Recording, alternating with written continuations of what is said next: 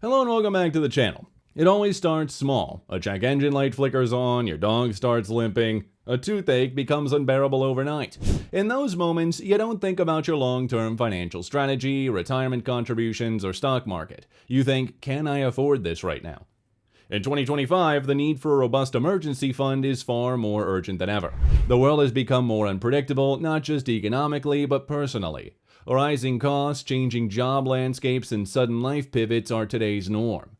Yet most people still treat emergency savings as an afterthought, a nice-to-have rather than necessity.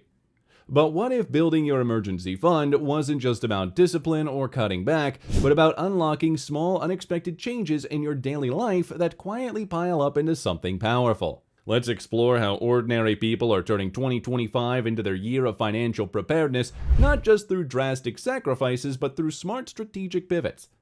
Meet Layla, a 32-year-old freelance graphic designer based in Austin. 2 years ago, she had no savings, just a slow-burning sense of anxiety that would flare up every time she heard a strange noise in her car. One night, her laptop, her livelihood, gave out mid-project. She had no backup computer, no funds to replace it, and ended up losing her client. That moment reshaped her. But here's the twist. She didn't just start saving because she feared another emergency. She reframed her entire mindset around relief. Layla created what she now calls her Peace Fund. She renamed her emergency fund in her banking app, a simple but emotional trick. Every time she transferred $20 into it, it didn't feel like saving it, it felt like calming her future self. By 2025, she had over $8,000 tucked away, and that new laptop paid for in cash, no panic. What if we've been approaching this the wrong way? What if the key isn't fear of emergencies, but excitement of peace? In March of this year, James, a software engineer from Chicago, got a modest 5% raise. But instead of upgrading his lifestyle like most people do, he moved 5% of his paycheck into a separate high-yield savings account.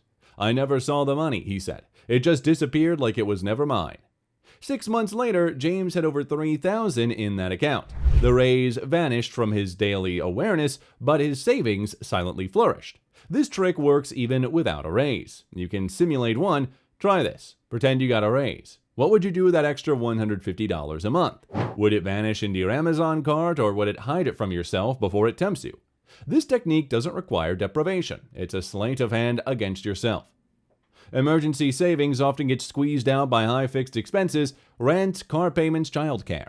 But in 2025, more people are hacking this category in creative ways. Consider Priya and Anna, who live in San Francisco. They tired of their $3,600 monthly rent, and they decided not to move out, but to think differently about the space they had. Their guest room, once used once a month, became a part-time office rental listed in a local co-working app. Within weeks, they had their first renter, then 5 more. Now, they bring in $800 a month without lifting a finger. That money goes straight into a savings account earmarked for emergencies. We didn't have to change our budget. We just changed at how we looked at what we already owned. Sometimes to answer the emergency savings isn't cutting your spending, but monetizing something you were overlooking. The Carters, a family of 5 in suburban Ohio, never thought of themselves as financially savvy. With 3 kids and mounting medical bills, they often felt like saving was a luxury. Then one day, they tried something radical, not saving more, but not spending. It started as a joke. Let's see if we can go 2 weeks without buying anything unnecessary. No takeout, no Amazon, no Target runs, just to look.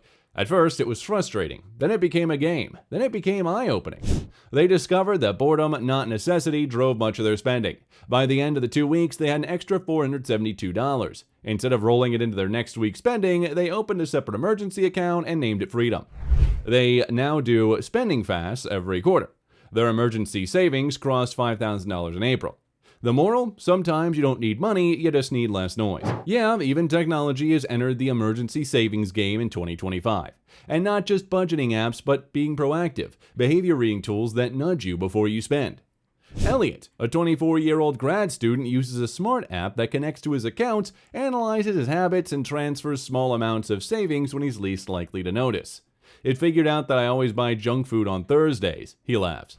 "So every Thursday it auto-saves $10, like a joke between me and the algorithm." He saved over $700 in less than 6 months without feeling like he did anything. The future of savings isn't just automation, it's personalization. Imagine an app that knows you better than you do and protects you from future present impulses. Here's something wild. Many people who build emergency funds never actually use them for emergencies.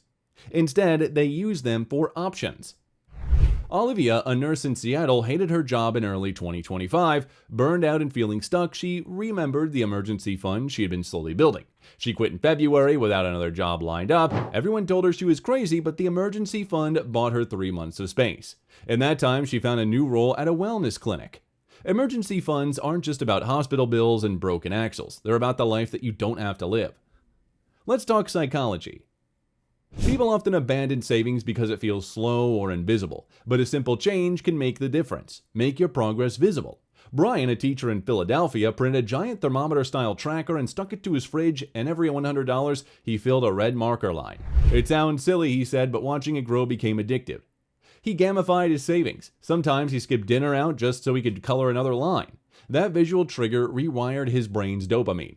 Want a boost? Make your money goals visible. Make them physical and emotional.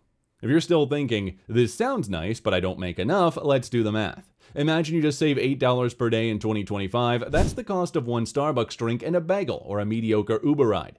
By the end of the year, you'll have $2,920. Now imagine you tuck away your tax return instead of spending it. Let's say $1,200. That's now $4,120. Add in a modest side gig, that nets you $100 a month, and you're at $5,320.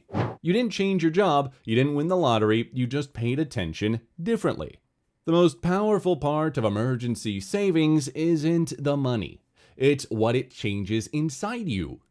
When you know you can handle a different surprise expense without panic, that confidence changes.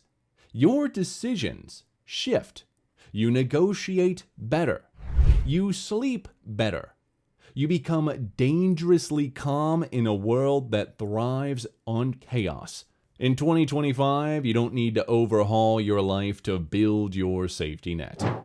You need to outwit your habits. You need to find the cracks where peace can slip in. You need to name your accounts something that makes your heart beat faster, not from fear, but from pride.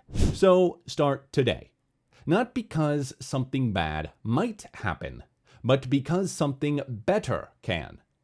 What would it feel like to face the next crisis and smile? Not because you are happy that the crisis happened, but because you're ready. That's the power of emergency savings in 2025. And this is yours to build.